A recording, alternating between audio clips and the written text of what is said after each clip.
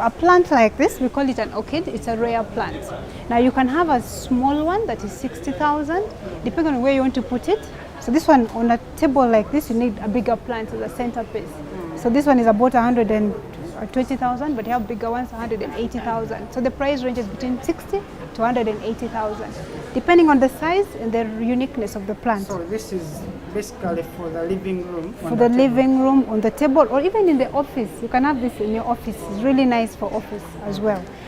This one, we can have it also if you have a bookshelf, because this one I need watering many times. You can water once in 2 weeks. So you can put it near a bookshelf or even near a TV stand where you want to display them. This one is a succulent. This one doesn't need a lot of water, so it needs watering once in 2 weeks, depending on the light that is coming into your house. If your house is big and you have enough room, you can have a big plant like this one, because it fills up the room, but also it brings character into the house. So like this one, you water like once a week inside the house. But also you can touch the soil to check that the soil is moist. If the soil is moist, you don't water again. If the soil is dry, you water again. And so there are those ones that you can put on a bookshelf like this. So you have your books there and you have your plants there. And this is an indoor plant. This is a peace lily, it purifies air. And this one, it's a water plant. You just need water and it grows in water. You don't need soil in it. So if you want something that you don't want to make your hands dirty, you can use that one. So this is what you talked about, having shelves. You're having shelves, and then if you don't have space, so you see you have your shelves, you display your plants. You display your plants. Or even if you have on your corner table, you can have your things there looking nice, and you also have an orchid. And then if you have like on your balcony, so assuming this is your balcony, so there are plants that you can put on your balcony, and you can choose a theme. You can say, my theme is white, but you can have them in different colors. So we have these pots in different colors, as I'm going to show you. Okay. Then we have, this one is beautiful. The leaves are beautiful, so you can love it because of the beauty of its leaves. Not that it has any other functionality, but it just looks nice. This plant, I love it. It's an aloe vera. It's an air purifying plant, but also it's medicinal. So if you have a wound, you cut it, and then the sap from there you apply on the wound. The next day the wound is sealed and healed. This is a display. Yeah, so this is a display like on the corridor going to the bedroom. So this is a display rack for different things that you want. Orchids, or just a collection of plants and everything. So assuming now you come into the bedroom, some people think that it's not good to have plants inside the bedroom.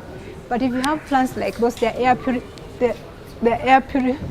purifying plants. This plant here is called, people call it mother-in-law's tongue, because it's very hard to kill. You can stay a whole month without watering it and it is still fine.